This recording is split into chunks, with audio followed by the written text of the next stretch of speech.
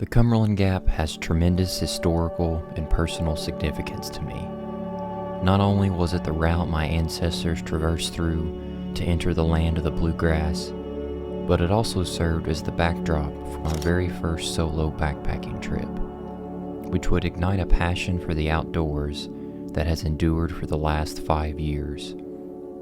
On the first weekend in February, I returned to the Gap, bound in tow with 2 good friends, to endure one of the most challenging, surprising, and impactful backpacking trips we've ever experienced. This is our story of the winter storm on the Ridge Trail at Cumberland Gap National Historic Park.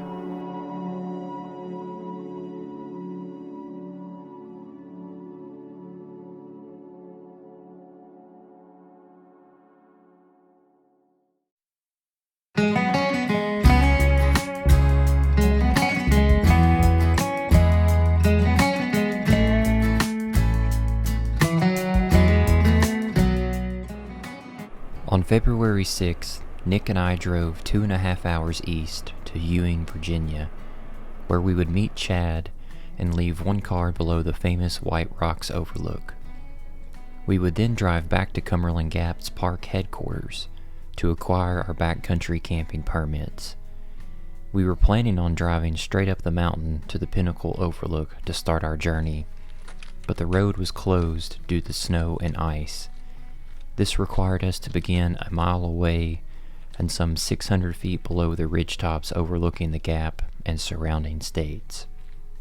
Our plan for the first day was to take the Ridge Trail from Pinnacle Overlook to the Hensley Settlement Campground some 12 miles later.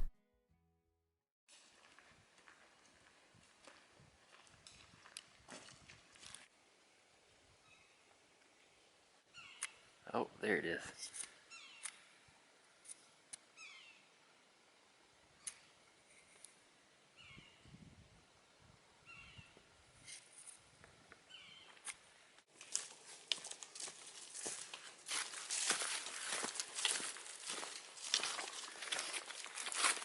Our first climb was tough, but the views were opening up surprisingly fast. As we inched closer to the overlook, my mind was flooded with memories of my last visit back in 2016.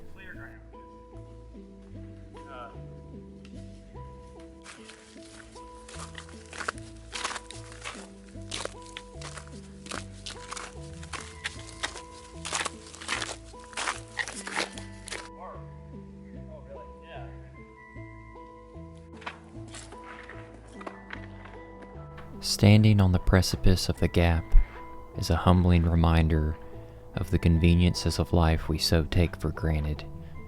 I remember feeling just as humbled 5 years ago, thinking of how daunting this wall of mountains must have been for generations past, and how fortunate a find it was for a path to be discovered through that wall for families to settle into the Cane Tuck.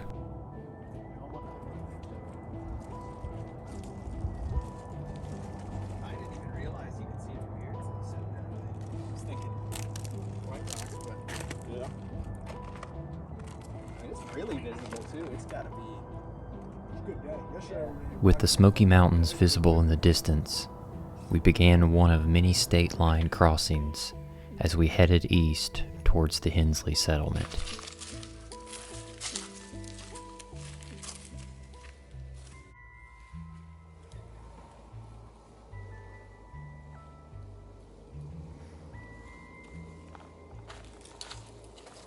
There were still remnants of a previous snowfall and ice accumulation along the ridgetop, which served as some ominous foreshadowing for the conditions to come later that night.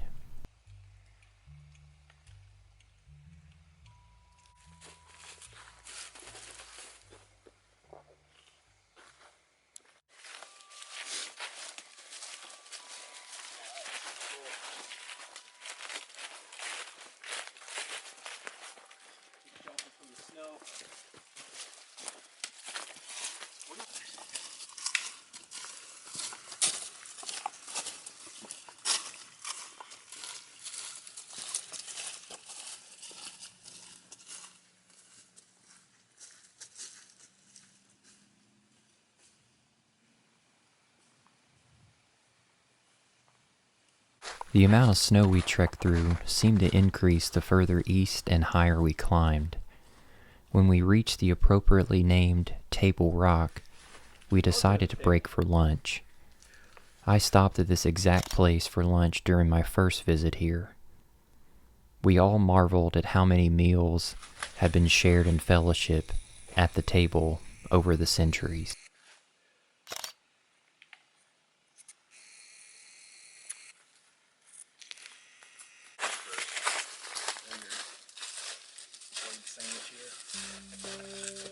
Sandwich.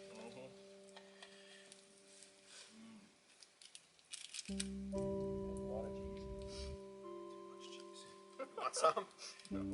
Dude, you gotta take him up on that. It's gonna revolutionize your world. He let me try it, and now I won't ever go back to a backpacking trip without cheese. Oh, we do love cheese at home. There's something about it that's more special. Did you cut yourself?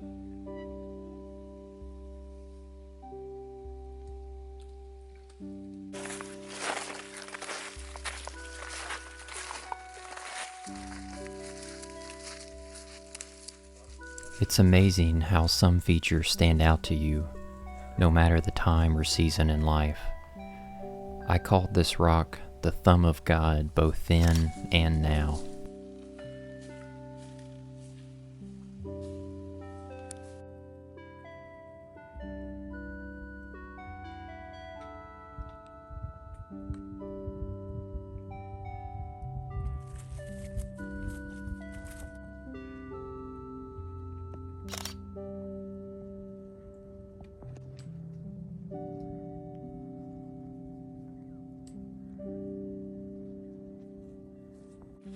It wasn't long before we reached Gibson Gap, which had all sorts of memories from my first trip.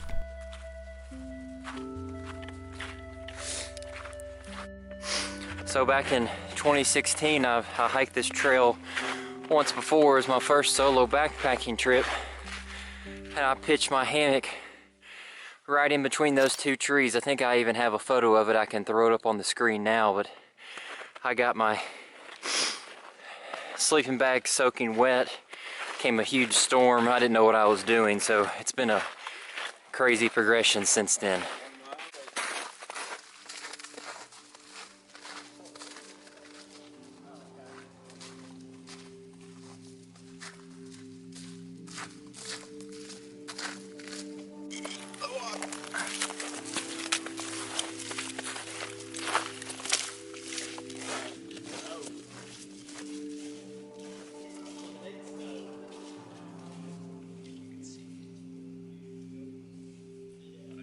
Digging up the ground over here. Yeah, here probably.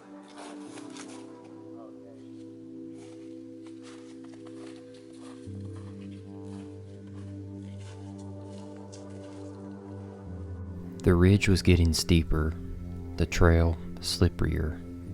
We would gain almost 1,000 feet by the time we reached camp. Gentlemen, how we feel? Whooped. My post-lunch burst is gone. We're getting whooped right now.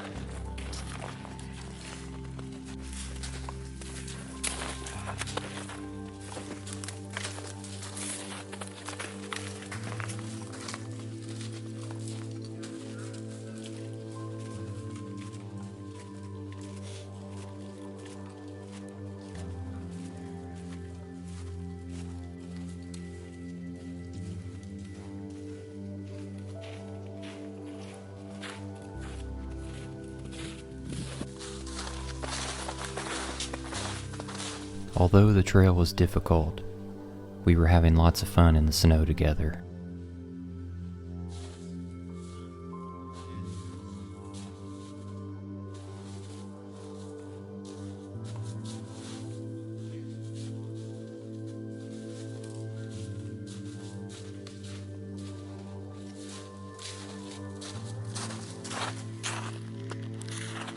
We had one last climb to do for the day, which was to get up to the Hensley settlement.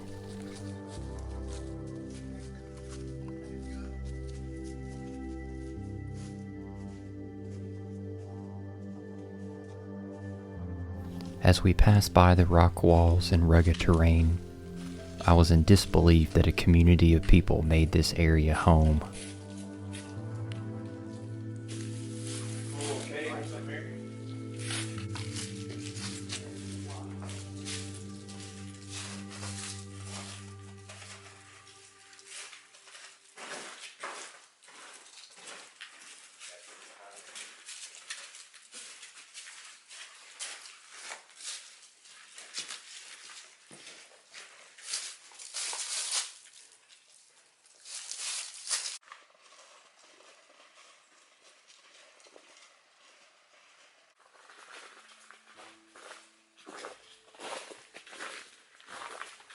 The settlement felt like a ghost town.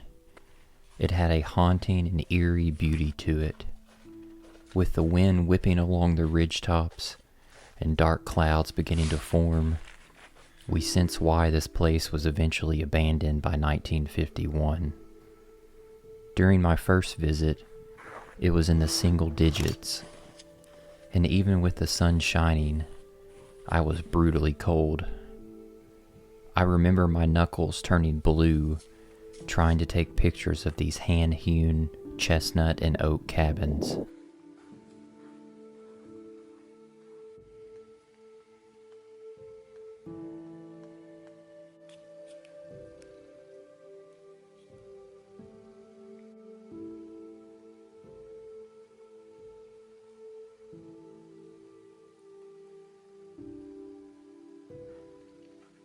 We got to experience a small taste of what life must have been like for these hardy mountain folk. Our last water source for the night was found in their spring house, which they also use for food storage. We filtered our water quickly because we sensed that a storm was coming.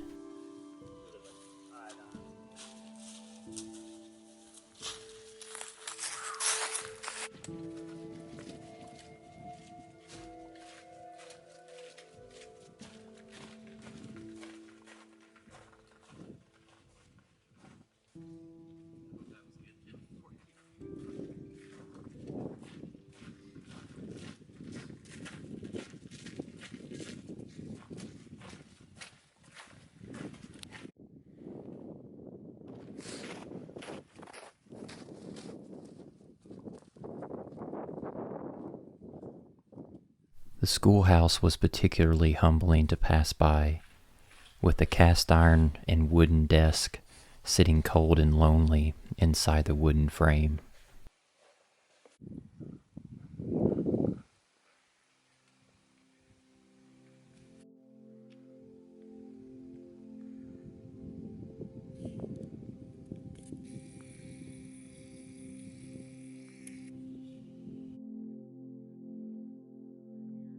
With the last solace of sunlight creeping away into the invisible, we made it to the Hensley campsite.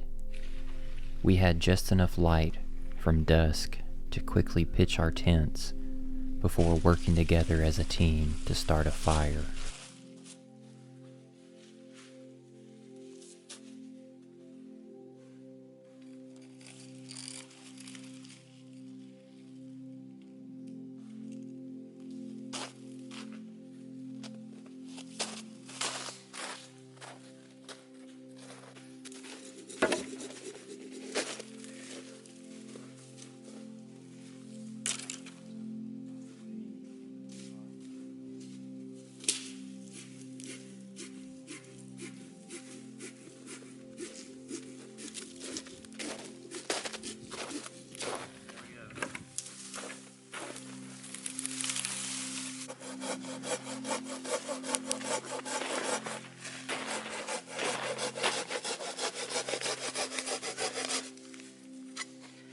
Does that.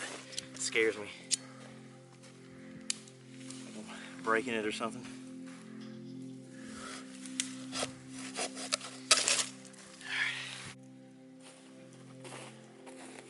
It's a good smell today, isn't it? Sam, if you want to cut it down, I'll keep cutting this. Good job, guys. Yeah. We made fire! Making the Tom Hanks impression. That too.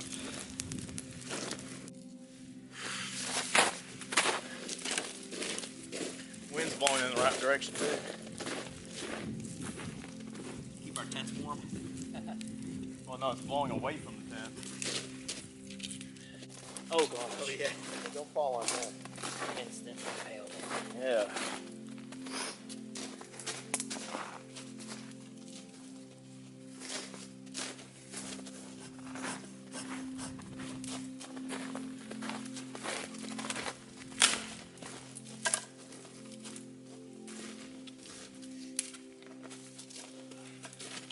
I don't know if I have ever felt more thankful to have a fire at camp than that night on the top of Cumberland Mountain.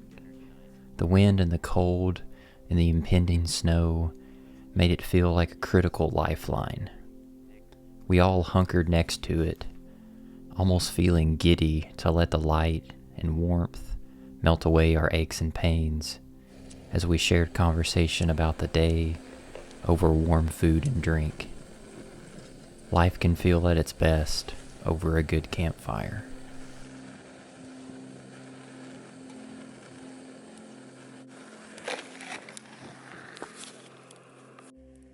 When the first flurries began to fall, we retired into our tents to get warm and await the approximately 3 inches of accumulation that was predicted for us.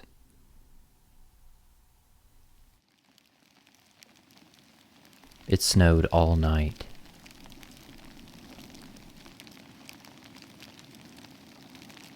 Periodically, I was awoken to the sound of snow buildup sliding off the walls of my tent.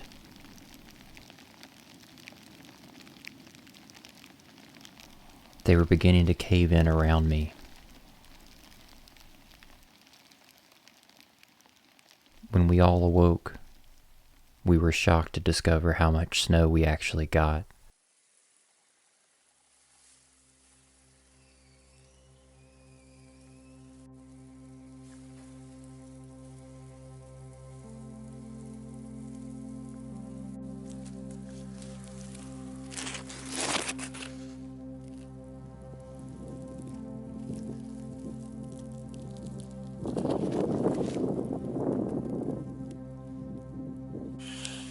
Well, good morning. It's just before 8 o'clock. It's about 32 degrees. We got completely snowed in. I'm talking 3+ inches. All of my tent walls are caving in. 2-person tent is now turned into a 1-person tent. Can't even see out the bottom of the vestibule because there's so much snow. I stayed warm, which is great, but I do not want to get out of this bag, and I do not want to pack up. Oh, that sounds so bad. We'll see what happens, but made it through the night.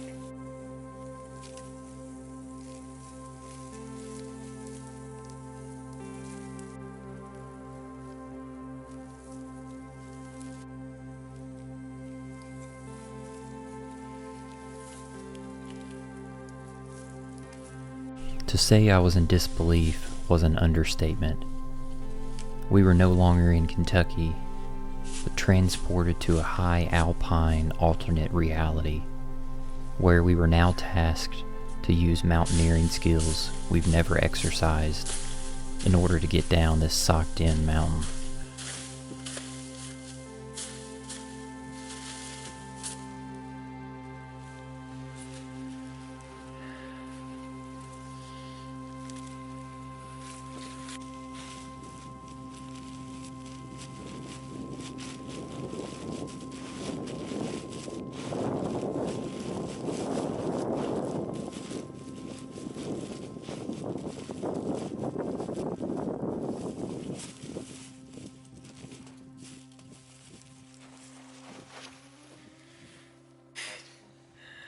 Gentlemen, how we doing this morning?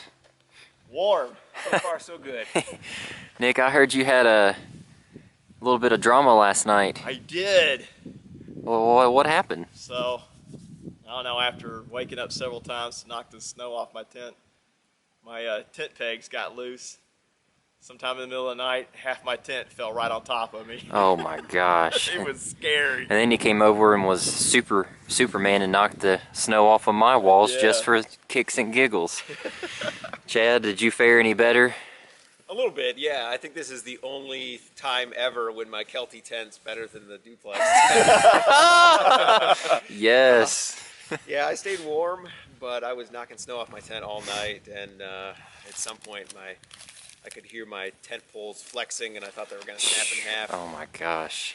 And after that, I kept waking up every hour or two, but I did get some sleep. The night seemed to pass by pretty fast. Good.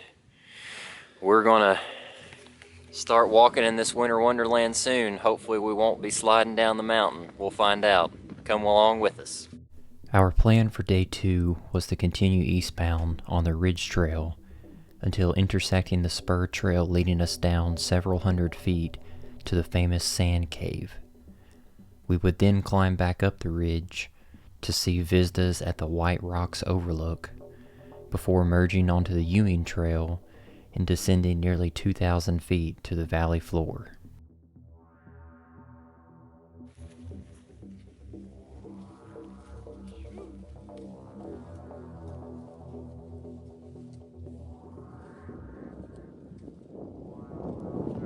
Well, I think our fire ring is about non-existent now.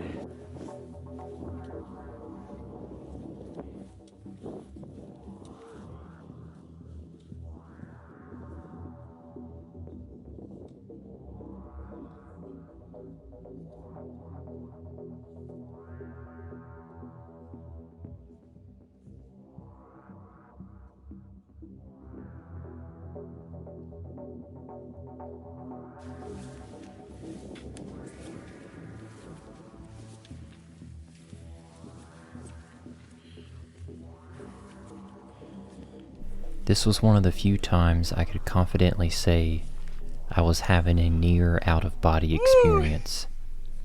The snow completely transformed this mountain.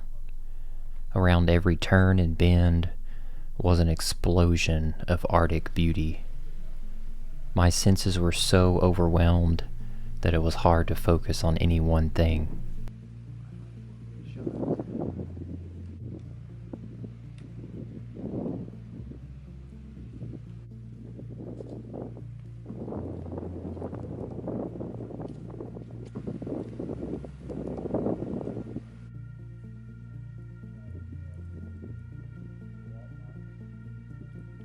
That's right, that's the one with the cabin. This is where I camped back in 2016. Very steep descent. Cabin, nice. Glad we didn't stay there.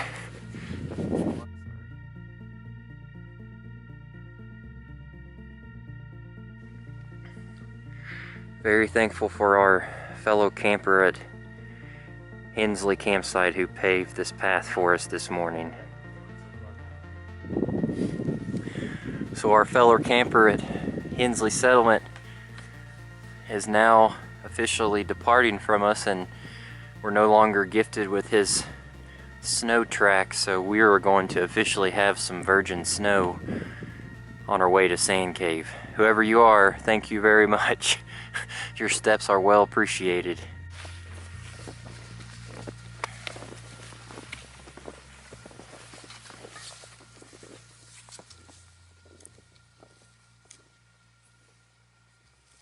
For some strange reason, this rare, true winter experience lit a fire inside of me, and I volunteered to create a post-tolling path arrest for most of the day.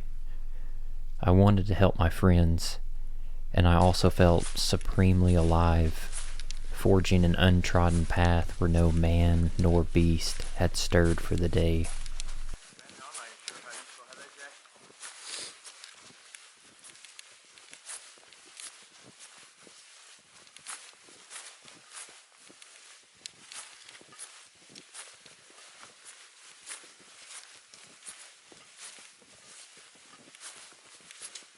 The heavy white lace seemed to suppress all sound around us.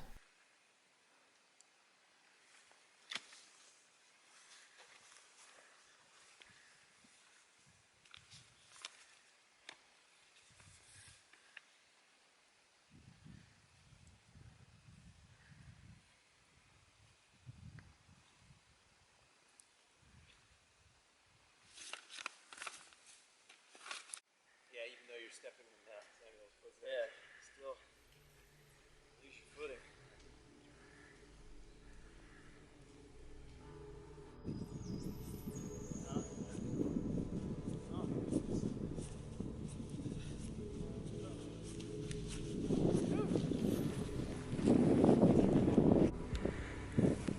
Can't even see Nick right now. Look at the visibility. He's like in a shadow of a cloud right now. This is crazy. This doesn't even feel like we're in Kentucky. It feels like we're in Minnesota or the UP of Michigan or somewhere. Absolutely insane. At times, the clouds overtook us and the visibility became next to impossible. Chad and Nick seemed to get swallowed by the icy fog behind me. There was no path. You just took a step into the white abyss and hoped that it was sturdy. It's all the way past up my shin.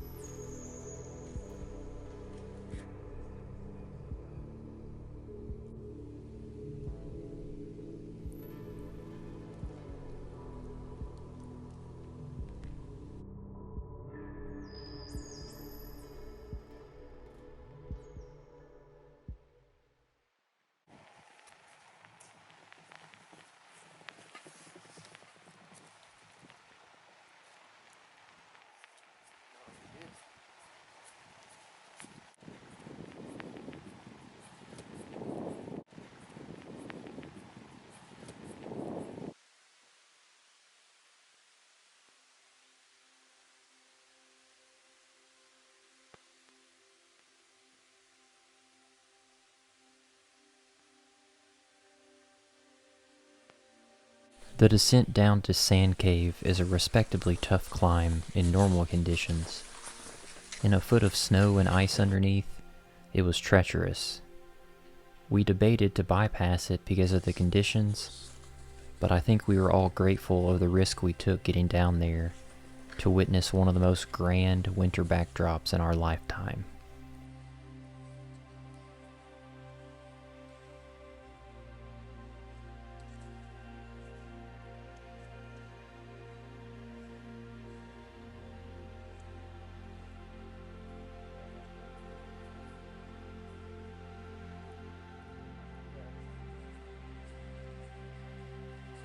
Take the stairs, but that looks bad.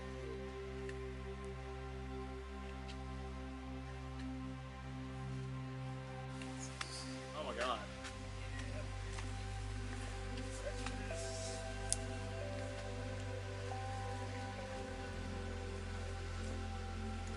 I was blessed with an icy canvas the last time I came down here as well.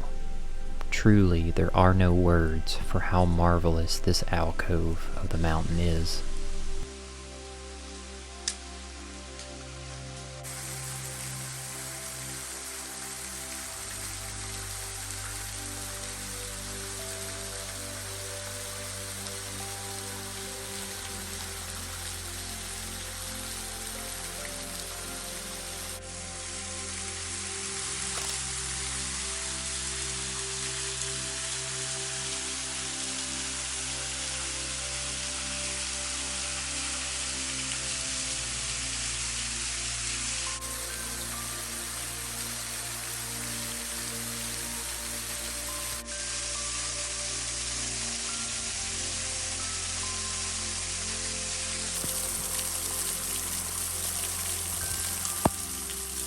With the sand cave looming like a meteoric crater next to us, we decided to sit by the falls for lunch.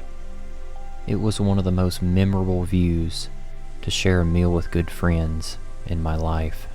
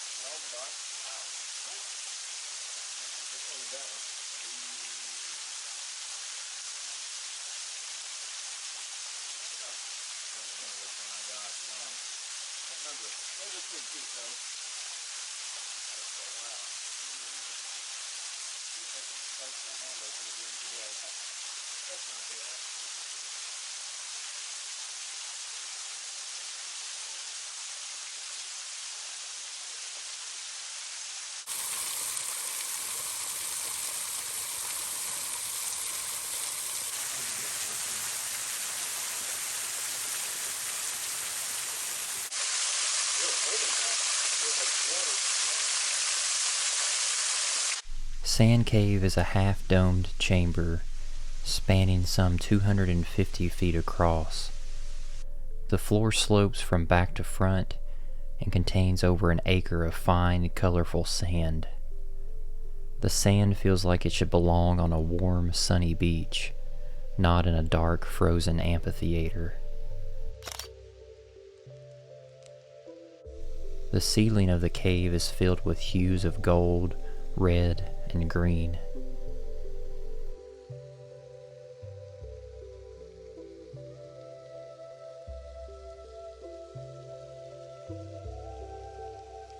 This has to be one of the most amazing contrasts of color I've ever laid eyes on.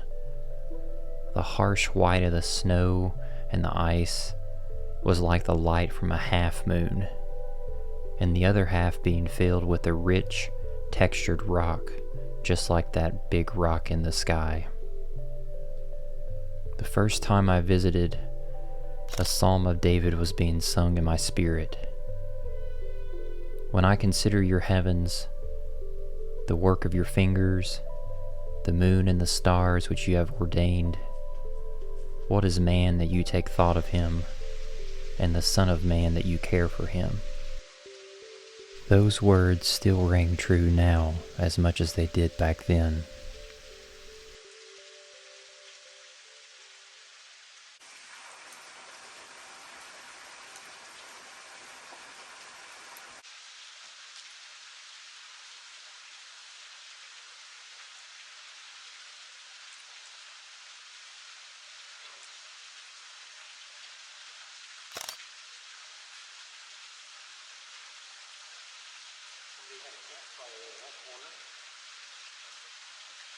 Yeah, the last time I was here, that blue graffiti wasn't on the wall. That's dirt.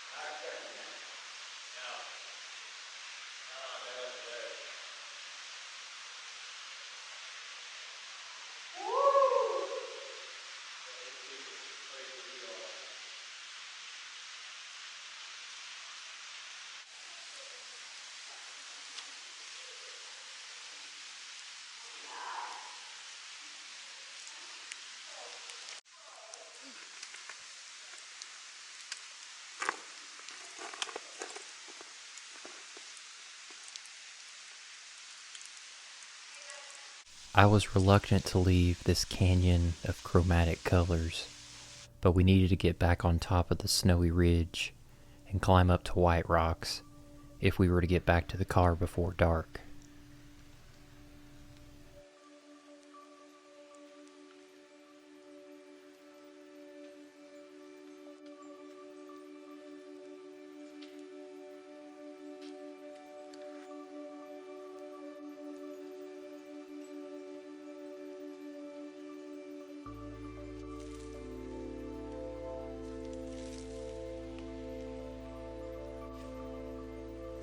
For the first time in almost 24 hours, Sunshine fought to break through the winter haze above us.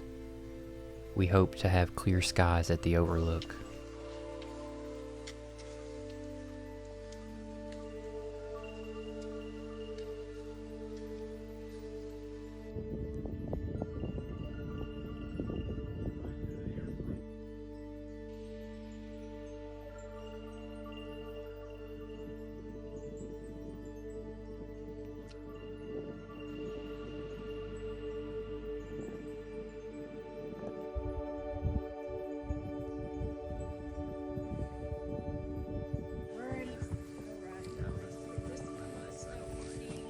Right?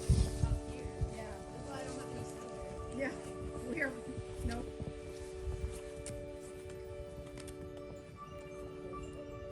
The 100-foot scramble up to the top was our most technical climb of the entire trip, with the path completely blurred by snowdrift and sheer inclines covered by ice. We clung to every limb and branch we could find to hoist ourselves up.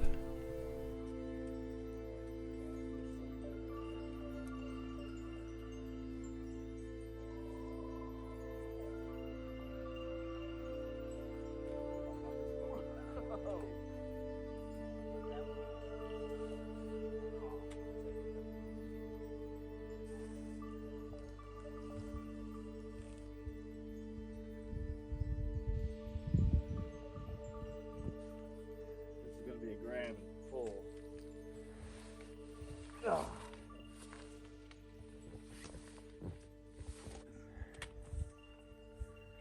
Grab and go. I got that one on film. When the view plateaued at the top, our breaths were completely taken away.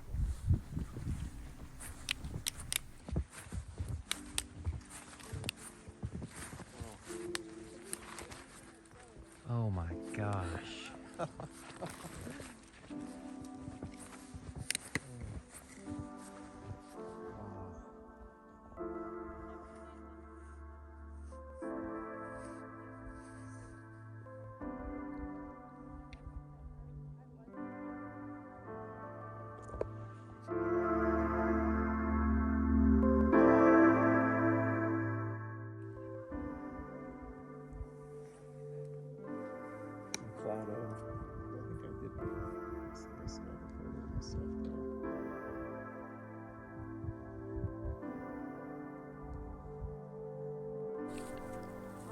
I remember these views at the end of my last trip to be equally and supremely rewarding. Back then, it felt like a pedestal I was standing on, with the vistas serving as the medallion being garlanded around my neck for accomplishing a mighty task for a new backpacker. This time, the view felt more intimate and esoteric. We were one of only a handful of people to witness the natural spectacle on Cumberland Mountain that day, and few will ever grasp the emotional and personal experiences the three of us shared along its ridge. That is what makes this memory so beloved. We talk about this trip every time we see one another. Its memory will stand as tall in our minds as this mountain did for settlers long ago.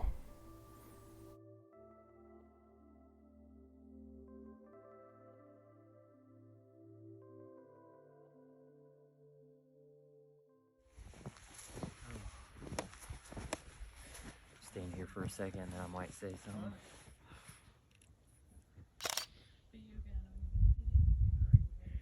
Well guys, we did it. Yeah. Hiked the At Ridge last. Trail, 25 miles at Cumberland Gap, 8 to 12 inches of snow. What an adventure. Heck yeah. Couldn't have done it without you guys. Really Yeah. appreciate y'all. Absolutely. There's no way I'd want to do this by myself. No, I don't know if Yeah, we would have it's made awesome. it. Highly recommended. Yeah. So great. Kentucky's got so much to offer. Finally, it was time to leave our snowy alternate dimension and head back down to our lives waiting at the bottom.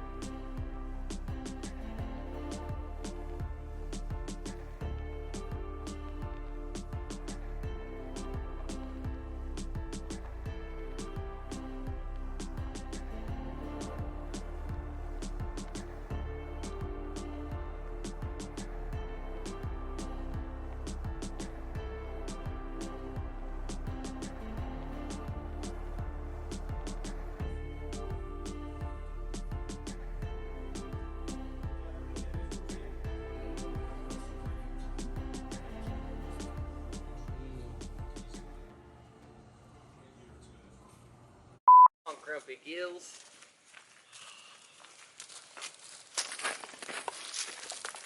You turd. Is this Smoky Bee's natural or Mr. Mom? I don't know. This is the most unorthodox water collection technique I have ever seen. Hey, it keeps my hands dry.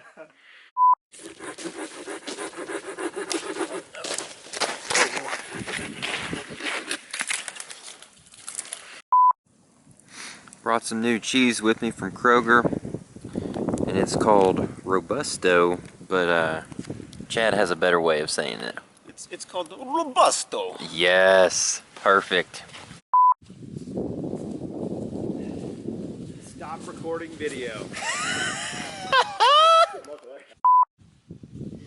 It's a winter wonderland.